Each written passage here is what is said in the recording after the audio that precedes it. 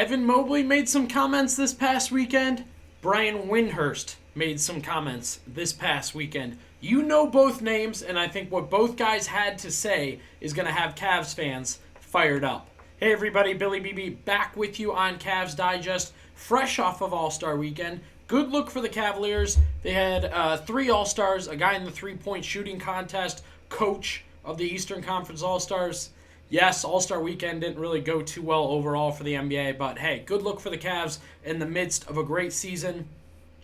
We head into the second half of the season. It's not necessarily half the games, and there's just an energy we got to track. We got to watch the Cavaliers as they kind of glide into the playoffs, see what they've got presented, and that's why it's a great time to subscribe to Cavs Digest. We're going to be keeping you up to date on talk around the league surrounding the Cavaliers. Maybe they'll make some buyout moves. Doesn't seem like there's a ton of interest right now. Still a ways to go with that, but we'll keep you updated on that. For now, we're off of All-Star Weekend, and we got some comments from both Brian Windhorst, who on this show, we stan Windy. We love Windy. He rides with the Cavs, so we appreciate things he says about the Cavaliers, take them seriously. And also Evan Mobley. Evan Mobley speaking up and speaking out about the Cavaliers, which we love to see. So we'll go over both those quotes and more. So drop down in the comments today. Let me know what you think.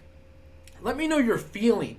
That's what we're going to start off with. What is your feeling heading into the second half? I feel like over the past few years, we wanted to see the Cavaliers mesh more. We wanted to see them get together more. Guys come back from injury. Guys change things up, right? That was a big theme for the Cavaliers was so-and-so had been hurt. We want to see them get reacclimated.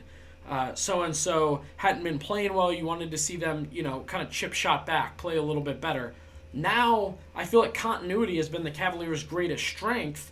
So with 20 or so games to go, just a little more than 25, I believe, to go left in this second set for them headed into the playoffs. What is the energy for the Cavaliers? I think today's quotes can give part of that, but I'm also interested to see what fans think. So that'll be the first thing I'm asking you today. Drop down into those comments as the Cavaliers head into the playoffs. You're watching Eastern Conference teams. You're watching Western Conference teams. You're watching maybe the Cavaliers' health. Maybe their continuity with DeAndre Hunter is kind of a big thing that you guys want to see. Maybe you want to see Donovan Mitchell take games off, play more, play less. I don't know. I can't really get a gauge right now how I feel energy-wise, but I'm interested to see what the fan base thinks. So that's my first thing today. Next, Brian Windhorst did not go to All-Star Weekend. He was on ESPN Cleveland and made a joke that for the media, that's just not worth it to a guy like him to go through all that madness. And, man, what a weekend to skip. It was a tough look for the NBA, just getting shredded in all aspects, the TV part of it. The game itself, LeBron bailing at the last minute. I think Anthony Edwards missed too. I mean, really, really not good stuff. The dunk contest, you already got guys lying again, saying they'll do it next year when we all know they're not gonna. Mac McClung winning for the third year in a row. I don't care what he did. There's no need for a G League player to win it 3 years in a row. General thoughts on All-Star Weekend, give it to me. I mean, I know some people differ, but man, I thought it was disastrous. Entertainment, product, all of it, I thought just really, really bad.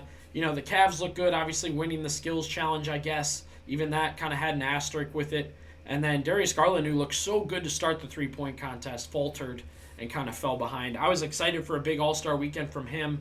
And Donovan Mitchell and Evan Mobley ended up being the ones who kind of had the big weekend. They won the skills competition, and they looked good in the actual NBA All-Star game. But Brian Windhorst on Friday, breaking down the Cavs, walking through the Cavs, talking about the Cavaliers. And this, if I'm trying to depict any sort of energy, take some sort of energy with me into the second half, it is this one.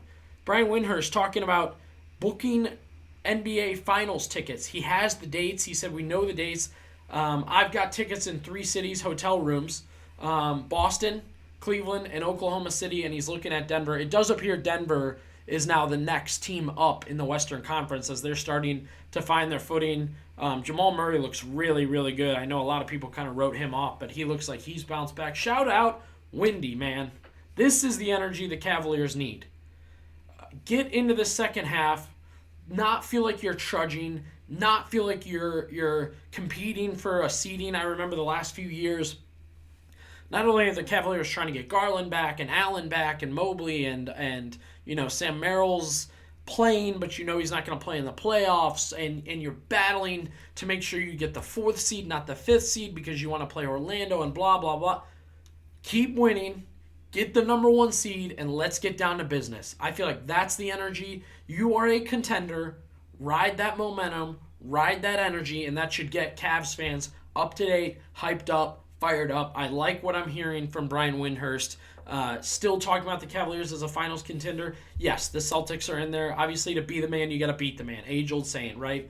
Oklahoma City deserves all the praise they're getting. They've got the MVP. They've got the best record in the West. They trounced the Cavs in one of their matchups.